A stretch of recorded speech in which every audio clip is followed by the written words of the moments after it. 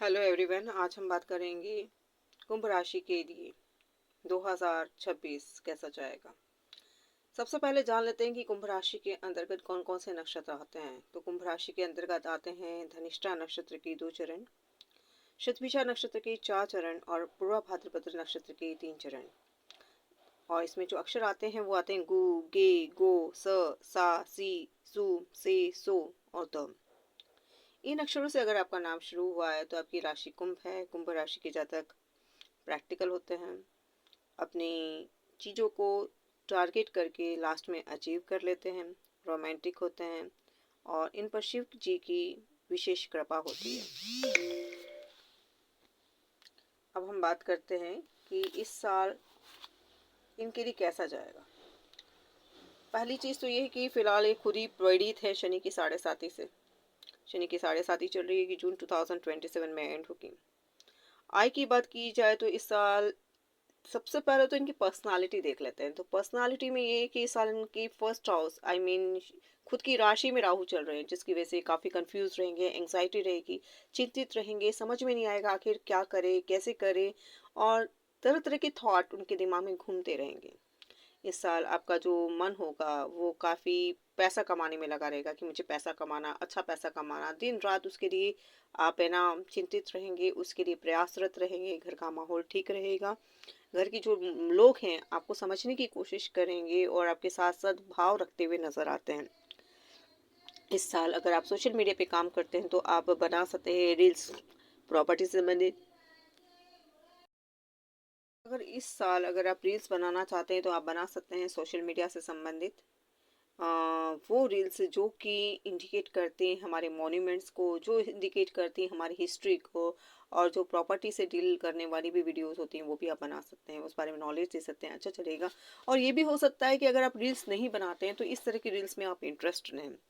इस आपको ध्यान देना है कि अगर आप सोशल मीडिया पे काम कर रहे हैं तो जो महीना है आपका 18 सितंबर का महीना हम कह सकते हैं, सितंबर अक्टूबर का महीना में इसमें ध्यान दें। ध्यान से पोस्ट करें, ध्यान से आप चीज़ों को बनाएं या वीडियोस वगैरह बनाएं, नहीं तो स्ट्राइक आ सकती है ना। जो लास्ट के महीने में थोड़ा आपको सावधानी रखने की आवश्यकता रहेगी। बाकी आप इसमें अच्छा कर पाएंगे। घर वाहन प्रॉपर्टी वगैरह खरीदना चाहते हैं तो सामान्य समय है ना। वैसे मैं सजेस्ट करूंगी क्योंकि आपका दिमाग ही अच्छे से वर्क नहीं करेगा इस साल, है ना, बहुत ज़्यादा कंफ्यूजन में रहेगा। तो इस साल घर वाहन प्रॉपर्टी ना खरीदे तो अच्छा रहेगा। खरीदना चाहते हैं तो आप किसी एस्ट्रोलॉजर की सलाह लें और घर में जो बड़े लोग हैं उनकी सलाह लेकर ही खरीदें तो आपके लिए उत्तम रहेगा। ये साल अगर हम बात करते हैं कुंभ राशि के जातकों के लिए तो स्टार्टिंग में आपका पढ़ाई में ध्यान अच्छा लगेगा, पर इनकम भी इस साल आपकी फर्स्ट हाफ में अच्छी होगी, लेकिन सेकेंड हाफ में हम देखते हैं कि उसमें कुछ ना कुछ रुकावटें आती हुई नजर आ रही हैं। लव रिलेशनशिप भी आपकी फर्स्ट हाफ में अच्छी है, मतलब सेटिस्फैक्ट्री है, but later on you will find कि अगर 2 जून के बाद आपकी लव रिलेशनशिप में भी आपको दिक्कतें नजर आती हैं। सेकेंड हाफ में 2 जून से लेकर 1 नवंबर के बीच में आपका कहीं ना कहीं पैसा फंसते हुए भी नजर आता है। हालांकि साल भर आपको लव रिलेशनशिप में, मैरिटल रिलेशनशिप में और भाग्य में रुकावटों का सामना करना पड़ेगा, क्योंकि राहु विद्यमान है आपके फर्स्ट हाउस में, है ना, कुंभ राशि में।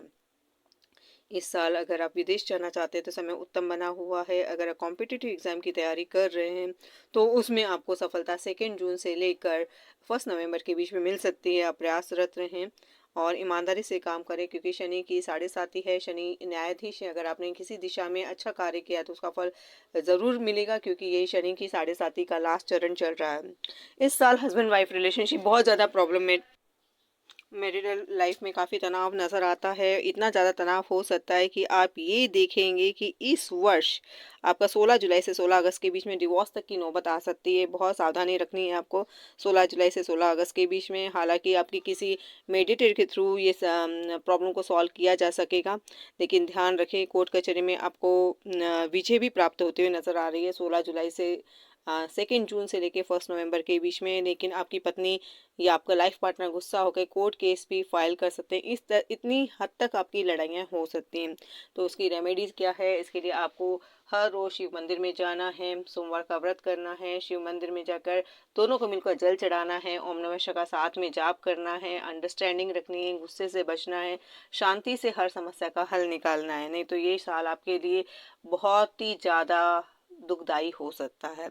किस्मत आपका साथ सामान्य देगी। उसका रीज़न है कि राहु की दृष्टि आपके 9th हाउस पे पड़ रही है ना। कुछ कुछ महीने अच्छे जाएंगे, लेकिन फिर भी जैसा सपोर्ट आपको पास्ट में मिलता रहा है, आपके भाग्य का वैसा भाग्य का सपोर्ट मिलते हुए नजर नहीं आ रहा है। वर्क प्लेस पे स्थिति अच्छी रहेगी। आप अपने कामकाज को अच्छे से करेंगे, लेकिन ध्यान रखिएगा कि जो अगस्त का महीना है, अगस्त सितंबर का महीना, उसमें आरोप प्रत्यारोप लग सकते हैं, उनसे आप बचें, है ना। और अगर आरोप प्रत्यारोप लग रहे हैं तो शांति से अपने काम करते रहिए। शनि की 7.5 है। अगर आपने अच्छे काम किए तो अपने आप ही उस चीज़ों से आप मुक्त हो जाएंगे, मतलब उनसे आपको क्लीन चिट मिल जाएगी। आय की बात की जाए तो फर्स्ट हाफ में आय बहुत अच्छी है, लेकिन सेकंड हाफ में बहुत ज़्यादा मेहनत करनी पड़ेगी आपको। 2 जून के बाद बहुत ज़्यादा मेहनत करने के बाद ही आपको यथोचित परिणाम मिलेंगे। विदेश जाना चाहते हैं, विदेश जाने के लिए समय उत्तम है। अगर आप जाना चाहते हैं आप जा सकते हैं, है ना।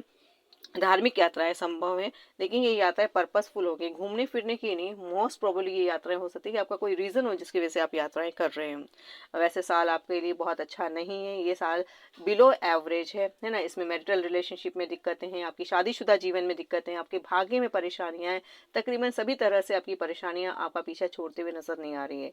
तो आपको मैं सजेशन देना चाहूंगी, इस साल कोई महत्वपूर्ण कार्य ना करें, जैसे शादी करना, घर बनाना, कोई बड़ी गाड़ी खरीदना। उन सब चीज़ों में आप मत फंसिए। आप सबसे पहले अपनी शनि की 7.5 को खत्म होने दीजिए, उसके पश्चात आप कोई बड़े निर्णय लीजिए, वो आपके लिए उत्तम रहेगा। और फिर भी आपकी मजबूरी है कि आपको कोई निर्णय लेना ही पड़ रहा है, तो कोई अच्छे एस्ट्रोलॉजर की सलाह ले, उसके पश्चात ही कोई कदम उठाएं, नहीं तो आप परेशानियों में और ज़्यादा घिर सकते हैं। और जो मैंने रेमेडीज बताई हैं उनको ज़रूर करें। शनि के उपाय ज़रूर करना आपके लिए अति आवश्यक है। ओम शम शनिश्चराय नमः इस मंत्र का डेली जाप करें 108 बार। शनि मंदिर जाइए, शनिवार के दिन वहाँ पे सरसों के तेल का दीपक पीपल के पेड़ के नीचे लगाइए। गरीब ओल्ड नीडी लोगों की मदद कीजिए, धैर्य रखिए। और साथ में, है ना, सबसे महत्वपूर्ण चीज़ है कि एक्सेप्ट करना सीखिए। एक्सेप्ट करना सीखिए कि हो सकता है कि हमने पास्ट में कोई गलती की है, उसकी वजह से ये हमें फल मिल रहा है।